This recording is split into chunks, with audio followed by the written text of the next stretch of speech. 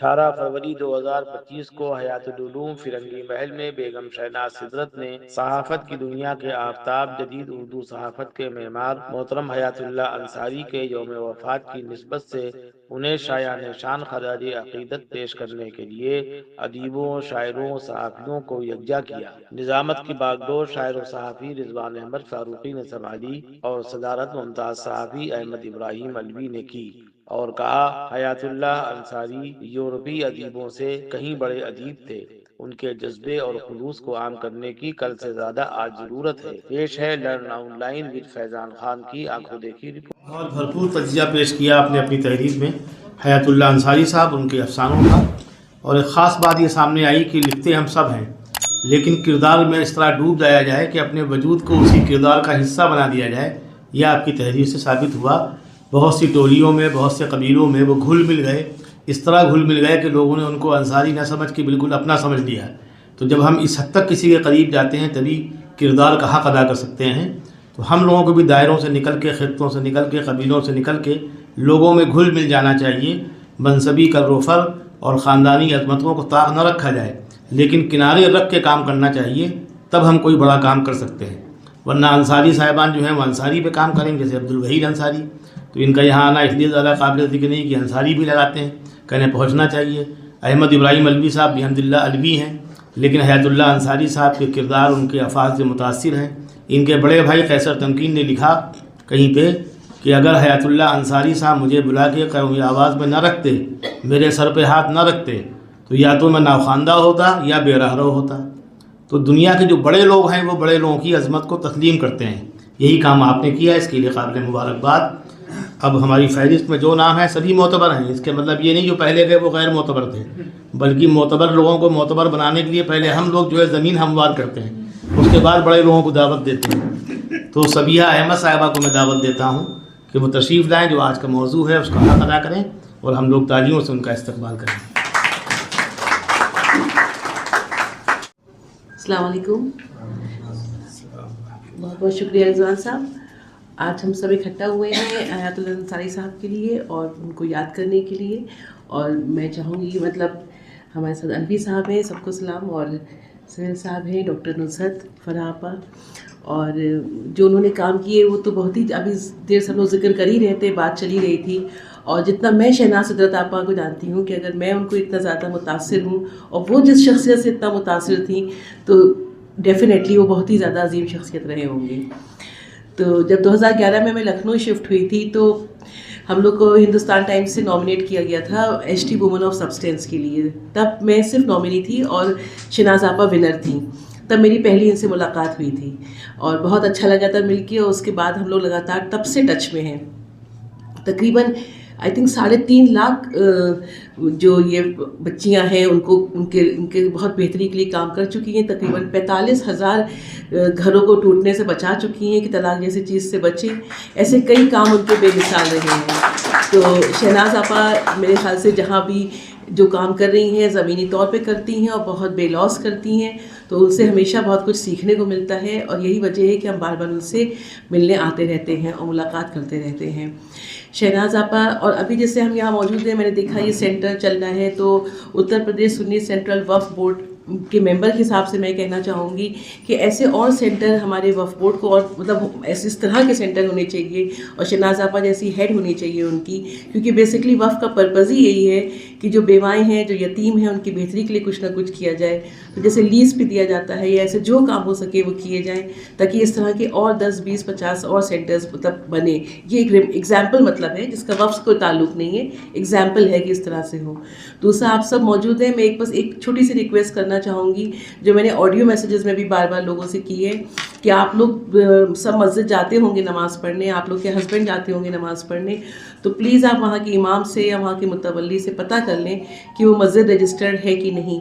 अगर नहीं रजिस्टर्ड है तो बहुत आसान प्रोसीजर है, उसका एक लिंक है, ऑनलाइन रजिस्टर कर सकते हैं। 1,500 रुपये रेज़र पे से पे हो जाता है। उसका फॉर्म मुझे को डायरेक्टली पहुंचता है और जैसे ही फॉर्म पहुंचते हैं हम लोग उनका पूरा कंप्लीट करा देते हैं रजिस्ट्रेशन प्रोसेस। ख़ास तौर से वो मस्जिद जिनमें दुकानें और ऑफिस ये सब नहीं है, तो वो तो प्लीज़ बिना किसी वजह लेट किए अपनी मस्जिदों को तुरंत रजिस्टर करा लें। ये मतलब एक रिक्वेस्ट है आप सबसे। तो और बाकी आप लोग से बस बहुत बहुत मुलाकात करके खुशी हुई और शुक्रिया, थैंक यू सो मच। साहब बेचैन है, नमाज किसी हाल में वो कज़ा नहीं करते हैं, असर की हुई है। हाँ बिल्कुल मगरिब जैसा माहौल बन गया है, तो मगरिब की ना फौत हो इसलिए ज़रूरी है कि लोग इन्ना अतीना कल कौसर में, हाँ तो वही तो मैं कह रहा हूँ कि इन्ना अतीना कल कौसर में काम चलाया जाए। अगर सूरह बकरा लोगों ने पढ़ी तो मुमकिन है फजर भी आपको यहीं पढ़ना पड़ेगा। बहरहाल सदर जीब असर के बारे में भी एक बहुत अच्छा शेर है कि ये वक्त असर सबके लिए मुख्तसर रहा, पढ़ लीजिए नमाज अभी आफ्ताब है। तो आफ्ताब से पहले हम लोगों को ख़त्म करना है इंशाअल्लाह, इल्तवा करना है ताकि आइंदा भी इस तरह के प्रोग्राम होते रहें। और मंसूर खान साहब को वादा करना चाहिए कि आप शहनाज सिद्रत साहिबा पर ज़्यादा भरोसा ना करके आप भी हयातुल्लाह साहब पे प्रोग्राम कीजिए। कह रहे हैं अच्छा दबा के कहा है लेकिन करेंगे ये प्रोग्राम। सबिया अहमद साहिबा ने वाकई बहुत अच्छी तकरीर की और इस एतबार से अच्छी तकरीर है कि आपने मुख्तसर लफ्ज़ों में भरपूर गुफ्तगू की। जो काम हयातुल्लाह साहब ने किया और बाद में शहनाज साहिबा कर रही हैं, वही काम आप अपने वक्फ बोर्ड के हवाले से कर रही हैं। और आपने किसी हद तक हम लोगों को जगाया कि हम अगर मसाजिद जाते हैं तो सिर्फ नमाज़ पढ़ना मकसद नहीं, बल्कि अपने इमाम से कहें कि क्या करना है और क्या नहीं करना है। इसलिए कि बहुत सी बातें उलमा के मुंह से अच्छी लगती हैं और लोगों के दिलों में उतर जाती हैं, तो उनसे भी काम लिया जाना चाहिए। बहुत शुक्रिया आपका। अब मैं चलता हूँ डॉक्टर नुसरत हुसैन साहिबा की तरफ, जो आज की मेहमान एजाज़ी हैं। उनको जहमत देता हूँ वो माइक पर तशरीफ़ लाएँ और ख़वातीन की नहीं बल्कि हम लोगों की भी सरपरस्ती फरमाएँ और हमें बताएं क्या करना है और क्या नहीं करना है। अस्सलाम वालेकुम honourable members of the dais, मुझे बहुत खुशी है कि आज शहनाज आपा ने हम लोगों को यहाँ पे बुलाया और ख़ास तौर से हयातुल्लाह अंसारी साहब के बारे में यहाँ पे जो ज़िक्र हुआ है उससे हम लोग सब बहुत मुतासिर हुए। एंड मुझे लग रहा है कि उनका जो लाइफस्टाइल था अपनी जनरेशन में, एंड वो हमें छोड़ के चले गए 25 साल पहले, बट जो उन्होंने काम किया उस टाइम पे और गांधीइज़्म से स्टार्ट करके एंड फाइनली कांग्रेस में और नारायण दत्त तिवारी के साथ काम करके, इन अदर वर्ड्स वो बहुत पार्टिसिपेटरी रहे। उन्होंने अपना जो भी वक्त था उसके साथ वो प्रोग्रेस करते गए और उन्होंने उसी हिसाब से अपनी स्टोरीज़ भी लिखी और अपना थॉट प्रोसेस भी इवॉल्व किया। तो ये मैसेज मेरा रहेगा आज कि जैसे कि शहनाज सिद्रत आपा कर रही हैं, यहाँ पे बहुत कंट्रीब्यूटरी हो रही हैं, इतने सारे कम्युनिटी के मेंबर्स को हेल्प कर रही हैं, तो हम एक तो डायरेक्ट हेल्प करें अपनी कम्युनिटी को, बस साथ में हमें दूसरी कम्युनिटी के साथ कम्युनिकेशन रखना बहुत ज़रूरी है। और जो हम एक इंटरनलाइज हो रहा है कल्चर, हम बहुत डर रहे हैं दूसरी कम्युनिटी से, वो नहीं होना चाहिए, बिकॉज ब्रिजेस जब तक हम बनाएंगे नहीं तब तक हम उनको क्रॉस नहीं करेंगे। तो मेरा मैसेज आज यही है कि हम अपने दायरे से बाहर निकलें, अपने आप को ग्रो कराएं, ट्रैवल करें। जैसे आपने कहानी में बताया, उन्होंने ट्रैवल किया, जो ट्रैवल से एक्सपीरियंसेस होते हैं उसको फिर आप अपनी ज़िंदगी में वो आपका पार्ट बन जाते हैं एक्चुअली, तो इवॉल्व होता है आदमी उससे। तो आप मिलें लोगों से, बाहर निकलें, और दुनिया बहुत अच्छी है। तो जो लोग कह रहे हैं कि बहुत मुश्किल हो रही है, there are lot of positive things also. तो आज मेरा मैसेज आपके लिए यही है, and thank you very much for calling me here. मुझे बहुत ही अच्छा लगा आज सुनने के। Thank you. फासलों को मिटाने की बात की डॉक्टर नुसरत हुसैन साहिबा ने। उनका पैगाम यही था कि हम बाबा फरीद गंज शकर की तरह उनके इस पैगाम को आम करें कि उनके किसी शागिर्द ने उनको कैंची ला के दी, तो उन्होंने कहा कि मियाँ कैंची किस लिए? तो उन्होंने कहा कि बस मैं चाहता हूँ कि आपको कुछ गिफ्ट करूँ। तो कहा कि ला के देना है तो सुई और धागा दो, इसलिए कि मैं चीरफाड़ का काम नहीं करता, मैं इत्तेहाद का काम करता हूँ, सिलाई करता हूँ, जहाँ जहाँ ज़ख्म होते हैं उनको रफू कर देता हूँ। तो सूफ़ी का काम जो होता है वही काम हमारा होना चाहिए। मौलवी में और सूफ़ी में यही फ़र्क है, सूफ़ी इत्तेहाद चाहता है और मौलवी फितना चाहता है। मौलवी की दुकान चलती है और सूफ़ी जो है वो सिर्फ हक़ और अल्लाह और रसूल की बात करता है। वो चाहता है दुनिया एक खुदा की एक मखलूक है, उसके नाम रंग व नस्ल कुछ भी हो, लेकिन वो है वही गोश्त पोश्त से, लिहाजा सबको एक आंख से देखना चाहिए। तो आज की महफ़िल का यही पैगाम है कि हम हिंदू, मुस्लिम, सिख, ईसाई इन दायरों को मिटा के काम करें। अब मैंने नज़र उठाई, थोड़ी नज़र रोशन हुई, तो मैंने देखा सफ़े आखिर में बैठे हुए हाजी मुशर्रफ साहब, हाजी मुशर्रफ हुसैन सिद्दीकी और खालिद हलीम साहब। ये दोनों भी अल्हम्दुलिल्लाह हाजी हैं और दोनों अपने को हाजी दिखाने से गुरेज करते हैं, कहते हैं कि जो हाजियों पे वाजिब है वो अभी हम लोगों में आ ही नहीं पाया है। तो इन दोनों का इस्तकबाल इसलिए है कि जब मौलवी साहिबान सिर्फ लड़ा रहे थे शिया सुन्नी को, उस ज़माने में ये सुन्नी यूथ फेडरेशन कायम करके डीएम से, एसडीएम से और जितने अफसरान थे उनसे मिलते थे। यानी उन लोगों में पढ़े लिखे लोग यही थे, ये नौजवान थे, लिहाजा मौलवी नहीं बन पाए, वो सब राशाज़दा थे, लिहाजा बड़े बड़े कायदे आज़म बन गए। तो आप लोग आते रहिए, और ये आने वाला वक्त आप ही का है, इसलिए आप न सही तो आपके बच्चों में कोई अदीब ज़रूर बनेगा। तालियों से आपका भी इस्तकबाल है। ये खामोशी से कब आके बैठ गए मुझे दिखे ही नहीं, और समाज का हर फर्द काम का है। मौलाना जहांगीर आलम कासमी जब वाकई काम करना चाहते थे, बिहार से आए थे, सूखे सहमे थे, अब तो अल्हम्दुलिल्लाह बहुत सेहतमंद हो गए और बड़े मौलवी से लड़े वो अपने वक्त के पार्टी नाले के। तो लड़ना झगड़ना उनका बुरा नहीं लगा, बुरा ये लगा कि जब अल्लाह ने उनको बिल्डिंग दे दी तो लगता है कि इनका मकसद इतना ही था, वहीं से वो ठस हो गए। जितने काम वो कहते थे कागज़ हमको दे दीजिए, मिल्लत का हम मसला हल कर देंगे, अब कागज़ नहीं पूरी बिल्डिंग उनको बना के दे दी। अब वो वहाँ पिल्लोचपुरे और कसाई वालों को खोजते हैं और काम बिल्कुल नहीं कर रहे हैं। कोविड के ज़माने में जब उस आदमी ने हमसे खैरियत नहीं मालूम की, इसके मतलब मिल्लत का कोई काम नहीं किया। तो अब लोग मुझसे पूछते हैं यार मौलाना जहांगीर जो दाढ़ी वाले हैं, मोटे से जोडू कराटे वाले, वो कैसे आदमी? मैंने कहा अल्लाह ने आपको आँख दी है, आँख से देखिए, दिल में उतरे तब उनको माल वाल दीजिए, वरना अब मेरी जिम्मेदारी नहीं है। तो अब इसके बाद अलग रास्ते, अलग मंजिल, तुम्हारे साथ अभी तक निबाह मैंने किया। तो अक्सर लोग ये कहते हैं कि अलवी साहब से बड़ी अकीदत रखते हैं, तो मैंने कहा जब तक अलवी साहब ठीक ठाक आदमी तभी तक अकीदत है। अगर ये खुदा न खास्ता वैसे ही हो जाए जिस तरह मैंने एक बिहारी का जिक्र किया, तो इनके खिलाफ भी ऐसे ही गुफ्तगू करना चाहिए। तो अच्छे लोगों को पसंद कीजिए और ख़राब लोगों को रद्द कर दीजिए। तो शहनाज सिद्दत साहिबा चूँकि अच्छी हैं अभी तक, इसलिए इनको कबूल किया जा रहा है। बहरहाल अब मैं हमारी एक और मुअज़्ज़ज़ मेहमान जिनका नाम नामी इस्म करामी है डॉक्टर फ़राह उस्मानी, वो तशरीफ़ लाएँ, उनको भी मैं ज़हमत देता हूँ कि वो आज की महफ़िल हयातुल्लाह अंसारी और उनके हवाले से किसी मौजू पर गुफ्तगू करें। उनका इस्तक़बाल है। जी शुक्रिया मेज़बान। अस्सलाम वालेकुम। और अलवी साहब और डायस पे सब मेरी दोस्तें, बहनें, और मैं बहुत ही शुक्रगुज़ार हूँ कि आपने आज मुझे यहाँ दावत दी। इतने आलिम, स्पेशली ख़ातून, उनका सुन के उनके बारे में इतने रिसर्चर्स यहाँ बैठी हुई हैं, तो उनके सामने तो मुझे ये सुन के इतनी अच्छी नॉलेज मिली है, उसके लिए बहुत बहुत शुक्रिया। और आपने शहनाज मुझे बुलाया यहाँ और इतना बोलने को भी कहा है, तो मुझे परवीन शाकिर की सेंटेंस याद आ गया, आपने खुशबू की तरह पजराई की, लेकिन हम कोई चीज़ नहीं है जिसके लिए, बट बहुत बहुत शुक्रिया उसका। तो हाँ नहीं, सो लेकिन बहुत बहुत शुक्रिया, इतना अच्छा लग रहा है।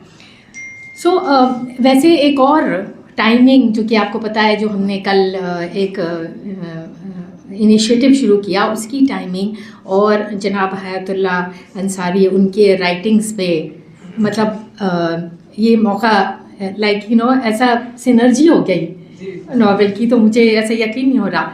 तो हम थोड़ा सा उसके बारे में बताएंगे कि जो एक इनिशिएटिव जो हमारा चल रहा है राइजिंग बियॉन्ड द सीलिंग में, जहां हम इंस्पायरिंग मुस्लिम विमेन जो खातून हैं डिफरेंट स्टेट्स की, उनको उनकी बायोग्राफी, उनको आगे रिकग्निशन दे रहे हैं इन डिफरेंट 18 सेक्टर्स में। तो जो डॉक्टर हैं, पुलिस में हैं, एकेडमिक्स में हैं, लॉ में हैं, उनकी एक कंपेंडियम बना रहे हैं हम डिफरेंट स्टेट्स की। तो आपके उत्तर प्रदेश की भी बनी है जिसमें कि ये 100 खातून हैं। और अब सभी आप शेयर करिएगा, किताब भी हम लाए नहीं, लेकिन जो आज के मौजू से उसको मुझे कनेक्ट करना है कि कल हमने एक लॉन्च किया एक इनिशिएटिव कि सारी स्टेट्स में जो हमारी हैं उसमें ऑथर्स जो लिख रही हैं, जिन्होंने पब्लिकेशन छापी है, हमने उनका कंपेंडियम कल रिलीज़ किया है, उसकी वेबसाइट भी है। तो हमें ये बताना है कि मुस्लिम विमेन खाली पढ़ नहीं रही हैं, खाली BA-MA नहीं कर रही, PhD, वो कंट्रीब्यूट कर रही हैं लिख करके उसमें, जैसे कि आप तीनों ने बोला है। तो उसमें अभी वी हैव 64 विमेन, एंड हमने यूँ शुरू किया है कि पहले अंग्रेज़ी में बताएं, बाकी आप तो ये सोचते हैं कि भाई कुरातुल हैदर से और सब लोग लिखते आ रहे हैं उर्दू में। हम ये बताना चाह रहे हैं सब रीजनल ज़बान में भी, कन्नड़ में, संस्कृत तक में पद्मश्री मिली हुई है, ये बताएंगी सभी आपको, मुस्लिम खातून की इंडिया में। तो उसमें हमने शुरुआत जो 64 आप जो कल रिलीज़ करा है, जो कि बढ़ता जाएगा, उसमें वो खातून है मुस्लिम विमेन, और आपकी ये 28 उत्तर प्रदेश की हैं जिन्होंने इंग्लिश में पब्लिकेशन करी है, और वो प्राइज़ विनिंग, अवार्ड विनिंग भी हैं। उनको टाटा गज़ाला वाहब है, उन्होंने लिखी है किताब बॉर्न मुस्लिम। देन शैडो सिटी नाम की एक किताब है अफ़गानिस्तान काबुल पे जो लिखी है तरन ने, दोनों को नेशनल अवार्ड मिला हुआ है। और उसके अलावा अवार्ड भी नहीं, अगर आपकी किताब बेस्ट सेलर है तो लोगों ने अवार्ड दे ही दिया, आपको अवार्ड की क्या ज़रूरत है। तो ये जो लिस्ट है, ये कल ही हमने ये इनिशिएटिव लॉन्च किया है, जिसमें अभी तो 64 ही हैं, लेकिन इंशाल्लाह आते जाएंगी पब्लिकेशन और ये लिस्ट बढ़ती जाएगी, जिसमें हम ये बताना चाहेंगे कि मुस्लिम खातून जो कंट्रीब्यूट कर रही हैं, उसमें जो कैटेगरीज़ हैं, उसमें एक कैटेगरी एकेडमिक भी है। जैसे आप लोग रिसर्च करके बोल रही थी तो मुझे ध्यान आया, एकेडमिक कैटेगरी है जिन्होंने पब्लिश किया है, मैनेजमेंट की किताब पब्लिश करी है। किसी ने, वो कौन है, शिरीन मूसफ़ी साहिबा ने पूरा मुग़ल पीरियड पे रिसर्च करके छापी हुई है। फिर दूसरी प्रोफेसर हैं, उन्होंने ये सूफीज़म पे पूरा लिख के बिल्कुल रिसाला पब्लिश किया है। तो वो सब आप जब इकट्ठा देखें सारे मुस्लिम ऑथर्स, तो लगता है कि कितना कंट्रीब्यूट कर रहे हैं रिच में। तो basically that is the objective. अकेला अकेले तो लोग जानते हैं, लेकिन हम इकट्ठा बताएं कि भाई 1000 हमारा ये है कि ये लिस्ट 1000 की हो जाए सुन, और ये कहें कि ये 1000 भी sliver of the whole thing है, like there are too many, it is just a tip of iceberg. तो मुझे बहुत ही अच्छा लगा कि आज हम उनकी याद में, जिन्होंने कि ये ऐसे शॉर्ट स्टोरीज़ भी हैं, आपकी परवीन तलहा की हैं शॉर्ट स्टोरीज़, कई बहुत सारी किताबें इस बहाने मैं भी पढ़ रही हूँ, ट्रांसलेशंस भी हैं बड़े अच्छे उसमें। तो जो इंग्लिश के ट्रांसलेशन है वो हमने इंक्लूड करे हुए हैं, जिन्होंने कि किए हुए हैं ऑथर्स ने। एक कन्नड़ की बड़ी अच्छी प्राइज़ विनिंग है सारा अबू बकर, शी इज़ वेरी फेमस, तो उनकी कन्नड़ से इंग्लिश में ट्रांसलेशन है उसमें, ताकि और लोगों को पता चले। तो मुझे ये लग रहा है कि आज हयातुल्लाह साहब की मेमोरी में हम ये राइटिंग और ये प्रमोट कर रहे हैं कम्युनिटी में। और उनकी जैसे शॉर्ट स्टोरी मैंने जो आपने इतना अच्छा जिक्र किया, 2.5 सेर आटे वाली, आपने मदार लैंग्वेज वाली, और उसमें मुझे बड़ा इंटरेस्टिंग लगा कि आपने कहा कि सोचते हम बोलें, चाहे जो हमारी फ्लुएंसी हो गई है बोलने की वो तो चेंज होती रहती है, लेकिन जो हम लोग सोचते हैं वो किस ज़बान में है, वो उससे फिर हम, क्योंकि फ्लुएंसी हो गई है तो हम ट्रांसलेट कर लेते हैं जल्दी से, is a very important part of this.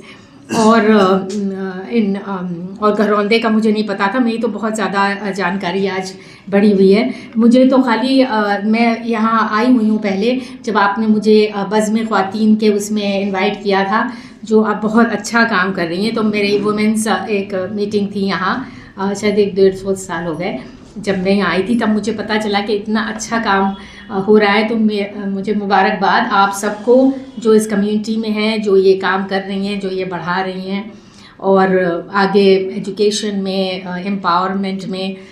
मेरा काम विमेंस में ही है तो मैं उसी को कहूँगी, बट विमेंस एम्पावरमेंट में ये भी है कि the role of the male partner is very important. जो हमने ये इंटरव्यूज़ करे हैं, जो हमारी ये 100 इंस्पायरिंग वुमेन है, इनसे हम क्वेश्चन एक पूछते हैं कि व्हाट आप मतलब किसको कहेंगे कि जो आपका बेस्ट कंट्रीब्यूटर है। अगर आप पुलिस में चली गई या आप एडमिनिस्ट्रेटर बनी तो आप क्यों क्या कहेंगी। हमने इंटरव्यू क्वेश्चन सबको किया, तो सब ने पेरेंट्स कहा और स्पाउस कहा। तो मतलब हम बेसिकली ये कह रहे हैं कि हमें कम्युनिटी में ये कहना है कि the role of the parent in encouraging the girl child. देखिए ये कहानी है, उनकी शॉप थी गन हाउस मेरठ में, है, she is now a national sharp shooter, है ना। तो लेकिन पहले उन भाइयों को करवा रहे थे वो शार्प शूटिंग, दुकान थी उनकी गन की, उनको सिखा रहे थे, वो अपना कर रहे थे। फिर उन बाप ने कहा नहीं बेटी को भी कराओ। अब वो तो आगे निकल गई भाइयों से, उसको उन्होंने सिखाने दिया। गन्स तो थी और लड़के भी थे, है ना, लड़के भी थे और गन्स भी थी, कोई ज़रूरत नहीं थी इनको कहने की। लेकिन वो कहती है, वो बाप ने कहा नहीं भाई चला रहे हैं तुम भी चलाओ। अब अवार्ड विनिंग बनी वही, बजाज की बातें हो तो अल्लाह की मर्जी, लेकिन कहने का मतलब है आपने इनकरेज किया और कहा कि बेटी तुम भी करो, तुम भी सीखो, ये तुम भी ये करो। ऐसी बहुत कहानियाँ हैं और इतनी एनरिचिंग कहानियाँ हैं कि उससे फिर सीख मिलती है कि इम्पोर्टेंस ऑफ द पेरेंट।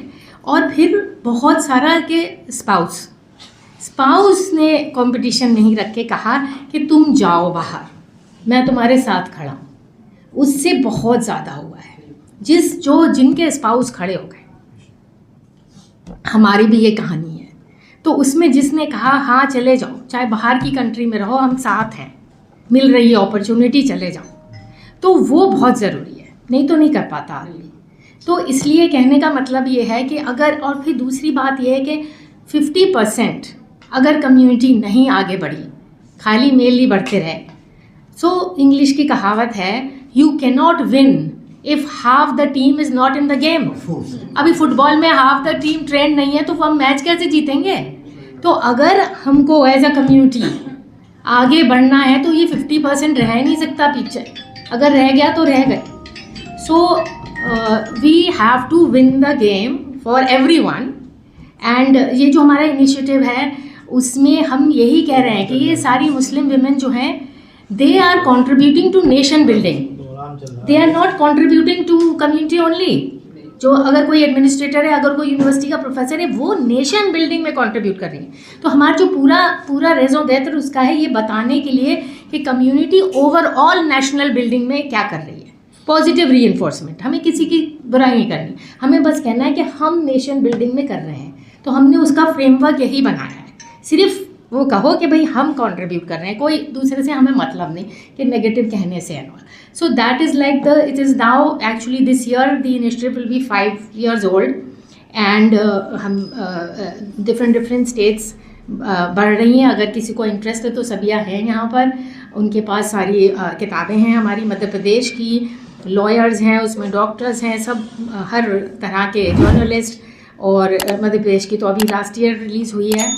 और बस मैं ये कहूँगी, शुक्रिया बहुत बहुत बुलाने का। और नहीं निगाह में मंजिल तो जुस्तजू ही सही, नहीं निगाह में मंजिल तो जुस्तजू। फैज़ इज़ माय फेवरेट ऑथर। नहीं विसार मयसर तो आरजू ही सही। हाँ, तो उसमें लिखिए www.inspiringmuslimwomen.org, www.inspiringmuslimwomen.org। हाँ, अभी देख लीजिए उसमें आप जो ऑनलाइन, हाँ, जो कल वाला इनिशिएटिव है उसका नाम है, बहुत सारे इनिशिएटिव हैं, आप टेबल ऑफ कंटेंट्स में जाइए, सब केरला के ये सब इंस्पायरिंग मुस्लिम वुमेन, हाँ मुस्लिम वुमेन, या आप करिए उसमें Google rising beyond the ceiling, तब आ जाएगा। वेबसाइट एड्रेस ये है, लेकिन तो जो उसका नाम है राइजिंग बियॉन्ड द सीलिंग, आप टाइप करेंगे बहुत आ जाएगा। उसमें टेबल ऑफ कंटेंट्स में बहुत सारी किताब है आपके पास, हाँ है सब, यार नहीं लाई, अच्छा। तो उसमें जो है टेबल ऑफ कंटेंट्स में आप जाइए, online book store, it has been released yesterday, online book store. हाँ, ये आ गई ना सारी किताबें, जी। और इसमें ऑनलाइन, हाँ, ये सारी है केरला कर्नाटका की, सब 100 इंस्पायरिंग वुमेन है। और जो ऑनलाइन बुक स्टोर वाला है, जो मैं आज के उसमें लिंक कर रही हूँ, वो अभी रिलीज़ हुआ है कल ही, with 64 authors. That is a new initiative. And इसलिए मुझे और भी ये सब स्टोरीज वोरीज सुन के बहुत ही अच्छा लगा कि आप लोगों को मेरा नहीं आज बेस्ड इन न्यूयॉर्क, जी हाँ, संडे को 16 तारीख को यही ये सबिया है ना, हाँ, उनको सब पता है, हाँ सबिया। अच्छा, शुक्रिया। डॉक्टर फराह उस्मानी साहिबा ने बिलखुसूस वो बातें बताई जो आमतौर पे हमारे मर्द औरतें दोनों नहीं सोचती। यानी हम उर्दू में लिखते हैं, कोई हिंदी में लिखता है तो उसको काफ़ी समझता है। कहने का मकसद ये था कि आप उन तरक्की याफ्ता ज़बानों में सिर्फ मरूब हो गए ये काम ना कीजिए। आज तक किया ये गया है कि हमने अंग्रेज़ी, हिंदी, मलयालम, दूसरी ज़बानों से उर्दू में तराजिम किए हैं, वो काम कम हुआ है जिसकी ज़रूरत है। वो तरक्की याफ्ता ममालिक और तरक्की याफ्ता ज़बानें जिनमें जो सिक्के राजुल वक्त हैं, उनका अदीब या उनका क़ारी हमें कैसे पढ़े, उसके लिए ज़रूरी है कि उसी तरह की कोशिशें हों जिस तरह तवज्जो दिलाई मोहतरमा उस्मानी साहिबा ने। उन्होंने बताया कि हमारी जो औरतें हैं, ख़वातीन हैं, उनकी उपलब्धियाँ क्या हैं, सरफराजियाँ क्या हैं, कामयाबियाँ क्या हैं, उसकी वजह क्या है। तो जब हम वजह को तलाश करेंगे तो हमें दूसरी ज़बानों का ज्ञान हासिल करना पड़ेगा, और हासिल करना ही काफ़ी नहीं है। जो हम में से उर्दू के लोग अंग्रेज़ी अच्छी जानते हैं, दूसरी ज़बानें अच्छी जानते हैं, तो वो अपना किरदार अदा करें। प्रोफेसर वलीउल हक अंसारी अगर फ़ारसी जानते थे तो उन्होंने उर्दू अदब को काफ़ी हद तक फ़ारसी में पहुंचा दिया।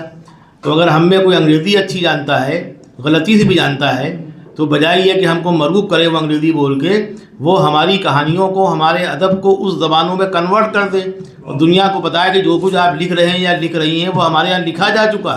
वह हयातुल्लाह अंसारी आपके यूरोपीय अदीबों से कहीं बड़े अदीब थे। अगर ये काम हम लोग कर लें तो ये बड़ा काम है। आपकी बातों से मुझे इस कदर कम से कम मिला कि मुझे बोलने का मौका मिल गया, और मैं ख़ुद भी कोशिश करूँगा कि मैं जो कुछ जानता हूँ उसको न कर सकूँ, तो जो हमारे पढ़े लिखे अदीब हैं, गलती से फंसे हैं हमारे पास किसी वजह से कि स्टेज पर इज़्ज़त दें, नाम लें, तारीफ़ करें, तो उनसे हम ये काम लेंगे इंशाअल्लाह। लर्न ऑनलाइन की जानिब से आपसे बस इतनी इल्तिजा है कि हमारे इस प्रोग्राम को लाइक, शेयर और सब्सक्राइब ज़रूर करें। साथ ही बेल आइकन दबाना ना भूलें, जिससे हमारी हर वीडियो आप तक अपलोड होने के साथ ही पहुंच सके। शुक्रिया।